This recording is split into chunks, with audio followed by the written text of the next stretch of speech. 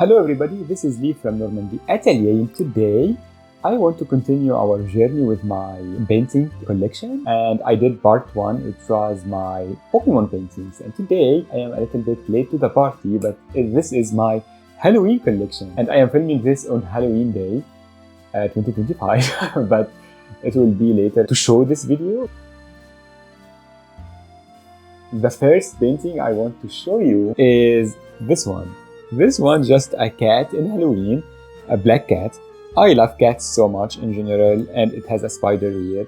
And this, I believe, one of the first painting I did. It was 2022 when I started painting, and I was just exploring YouTube videos and tutorials and blogs and stuff like that about paintings. And I did 2 cats painting at the time for Halloween, and they were just from YouTube tutorials because I just was starting to explore what I like. I didn't even understand anything about brushes or color thickness, stuff like that. I didn't understand any of that, and it was a little bit of a struggle, and I didn't know what style I want to paint in. I didn't understand anything about Impressionism, for example, which was one of the main inspiration for me to start painting. And this one is a little bit like, I don't know, it's like a pop art, a little bit stylized. I can see the imperfection. I like it so much because it means a lot to me. It was one of the first time I did a painting and it was successful because it's, again, it's a little bit easy. Like I just blended the background,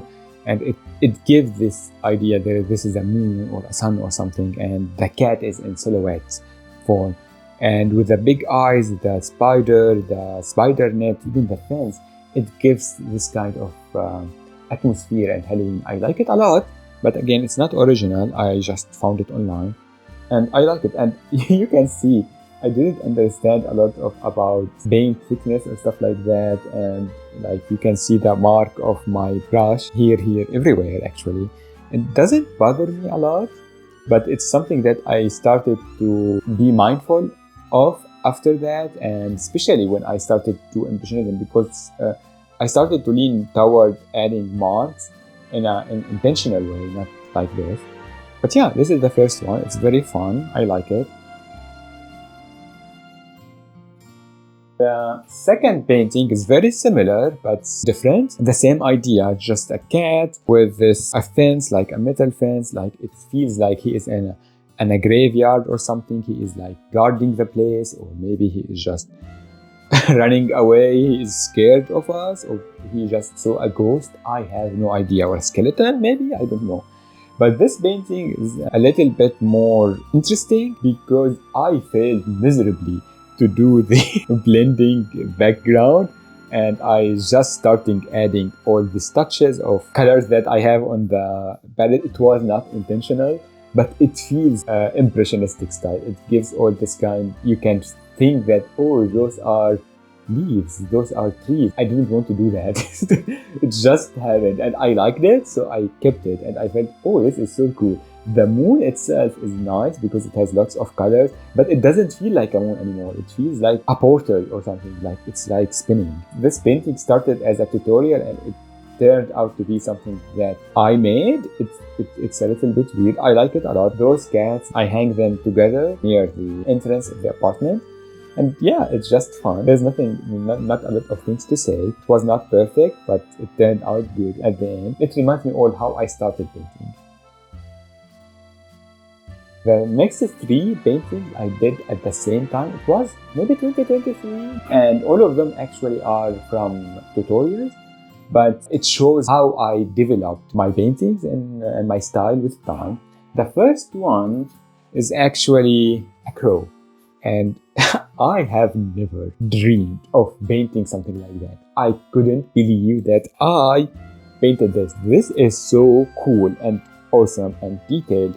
And I would always see paintings like this, or any kind of paintings, and I have always asked myself, how do artists do that? And I didn't know. So when I saw this tutorial, I was very intrigued.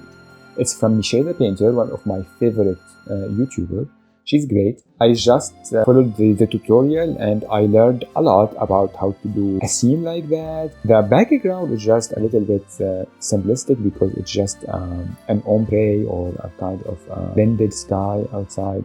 I don't know, it feels sinister, it feels cool, and just I learned a lot about how to paint a bird. This is the first time in my life I paint a bird, and the feather, the texture, and it's very impressionistic. It feels real, but it's very impressionistic because I didn't sit down and did every feather alone or separated by itself. No, it was very loose and very freeing, and I love it a lot. Like, you started with a shape and you add all this texture to it, and by adding all these layers, you need to trust the process, because when you start, it doesn't feel like you are going to arrive to what you want to paint at the end, but it does. And adding all these veins and tones, and it gives all this texture and all this story atmosphere to the piece, and it's very creepy, but in a cool way. Yeah. The next painting is something I like a lot, which is just a haunted house. This is a tutorial that I just followed. Maybe I changed some of the colors, especially in the moon, but in general, it feels very nice. I like it because it's creepy. You find all these bats that add atmosphere to the place. It's dark. There are all these dead trees here in the background, the foreground, and the house itself. It's a crooked, it's not straight, and I never painted a house before. This is the first time I started to learn about painting something a little bit with structure to it. Something like, well, a house or a castle or a city, which is all something that I did later in the future. But by myself, I thought, this seems a little bit hard to do, but no, it was really fun.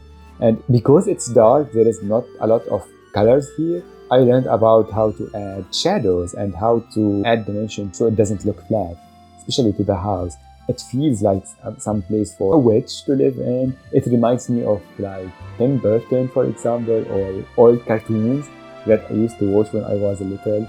So yeah, it's just fun. It teaches me how to add story to the place without being very direct about it, because you can see this and you can imagine whatever you want to be, or whoever you want to be living there. Whether the person who lives there took this photo, for example, if it's a photo, or you were lost in the forest and you were hunted by skeletons and ghosts and I don't know what, vampires, because of the bats, and you found this and you feel, oh my god, finally some help, and you will find doom inside. So yeah, it's just fun. The next painting is very, very cool. It's a ghost in the rain in the forest. For me, again, this was not an original painting. It was a tutorial, but it touched me personally in so many levels, because for me, when I talk about this painting to friends or people that I know, I will tell them this is me. And when I do hiking, because I am always, most of the time I'm alone. I do hiking alone, and I feel like sometimes like a ghost here. I don't know. It's a little bit melancholic. The ghost itself is sad. The rain, it's like the rain in Normandy. It rains a lot here. It feels personal in some way, but it's not at the same time. And you can imagine whatever you want. This painting is very atmospheric. I like all the touches of the fall. You can see the leaves on the ground, the water, the depth of the forest, the rain, the ghost itself. The ghost itself, it feels integrated to the painting. It doesn't feel out of place. He is just holding an umbrella. He is just walking along. Maybe he was hiking and it's starting to rain. Again, this painting, it shows it to me how much I can now add depth to places. It's not dark. The first painting that I did, it was just very simplistic, like the cats. Here, you can see an entire world. Like, there is a forest, he is in the foreground, but there are a whole world behind him. And we can see that. I can see the trees behind him. I can see the depth, the dimension, and the ghost itself is detailed, although it's not. At the same time, and the reflection is very cool here, because when I used to add ripples to the water, it would feel like it's over the water, not in the water itself. So here, like, no, it's in the water, and that is so nice. And I believe here I started to paint with less paint, because before I used to add lots of paint to the brush. It will turn into a mess very easily. But yeah, here I can tell that I was in control of the paint. Everything was working greatly, and I was just maybe in a good mood. I don't know. And I like it a lot. The next painting, it was Halloween 2024, so last year. At this point, I started to do lots of original paintings. Yeah, it's a frog, of course. I love frogs in paintings. I don't think I have ever seen a frog here in Normandy. Although when I go to hiking, there is this park animalier, which is some kind of you can find lots of protected animals there in the forest, which is so cool. And there is a section with frogs sign in it, and they say, "Oh, the green frog or whatever is protected here in Normandy. It's very local. It's very cool." I have never seen one. Maybe they are active only at night. I don't know. But yeah, a frog. And it's very funny because it's a witch frog. So I wanted to make a painting just about a witch, and I thought, that is very cliche, that is very predictable for Halloween. So I'm going to make that as a frog, because it became a way for me to express lots of ideas in a very unexpected way. This is why I paint lots of frogs actually, and I will make a video about my frogs collection very soon. I hope you'll be there to watch it with me. So yeah, it's just a witch frog. It had lots of dimension. You can see how much I changed here, because this is an original painting. I just created it out of my imagination. The scary pumpkin, the atmosphere, it's very dark, but at the same time I like to add darkness with lots of saturated colors, I believe. I like the sky here so much. And you can see the background. It's very impressionistic. You can see a forest, maybe a mountain. I don't know what that is exactly. Maybe a range of mountains or hills. And the moon is very atmospheric. The bats again. Yeah, it's just the tree, the autumn. You can feel the autumn vibe all over it. And it tells a story. This is why I started. Like maybe since last year, I started to make all these paintings that are about characters. Maybe this witch is just late for a meeting between witches, and that Halloween day she is just resting on her pumpkin. Maybe, I don't know. It's just fun, and I like it. I like the hat so much because it's very whimsical with all these orange colors. It's just cool, I believe. This painting I did a few weeks ago, and it's a ghost with black cat. I wanted to make a ghost and a black cat because, well, there are themes and subjects that I did before, but it was not original. It was not me. Technically, it's me, but not me. There is nothing wrong with doing any tutorials or find inspiration online, and that is so cool. We should be embracing that because the internet gives us lots of power to grow as individuals and to find inspiration, etc. And yeah, this painting is cool. I imagine just a house in Normandy. Everything here is very, very, very impressionistic. The background, the forest, I don't know if it's a forest or a garden, because sometimes you find gardens here in the region, they looks like a forest, and that is so cool. It's maybe this is a house, another house, maybe the neighbors, maybe they have two small houses or the barn or something in the backyard. It's so cool. And just a cat and the ghost. They are just on the door. Even the door is very impressionistic for me. Yes, everything here is very whimsical and very scary at the same time, because we don't know if the cat is coming with a ghost or the cat is the only real character who is living in this place, and the ghost is like an old person who used to live there, or he's just passing by, or he is the owner of the cat, or the cat is dead. Maybe she's not. I have no idea. Like, you can imagine whatever you want. This is the beauty of this painting, and it's just so cool. And like the old painting, the cat is looking to the viewer. It's very centered, it's very small, it's not as stylized as before because I wanted to make it more real, although it's a very whimsical place, but still. And here I was thinking about Nicole Kidman and the others. They are saying or whispering, "This house is ours, this house is ours." Exactly like Nicole Kidman and her children. That movie, that is my all-time favorite horror movie. I love Nicole Kidman so much. This is my version of that, I believe. The last one for my Halloween, I did it yesterday. It's a Pokemon painting. I did an explanation for that in my previous video about my Pokemon collection. Again, it's scary, it's atmospheric, it tells a story.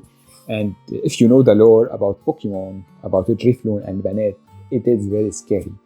So yeah, I'm not going to talk much about this one because you can see that in the previous video if you want.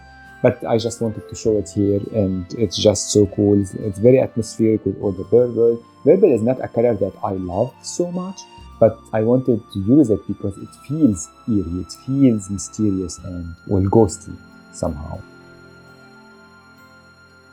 And I believe I'm going to continue with my paintings about Halloween and scary atmosphere because it's fun. I like horror movies in general. I like all this kind of element that, because horror, it's a way to look to our inner selves and our fears and to face that. And it tells a lot about the culture at the moment, because normally we will find our fears in real life and we will reflect that into fiction. And this is how all these horror themes come to life. I think I'm going to continue to do that, especially like in the autumn season, maybe next year. I'm going to add more to the collection, I hope so. I hope you enjoyed this video. Please let me know your opinion in the comments. And please, if you like this video, please leave a like, that will help a lot. I will see you all in another video soon. Bye everybody.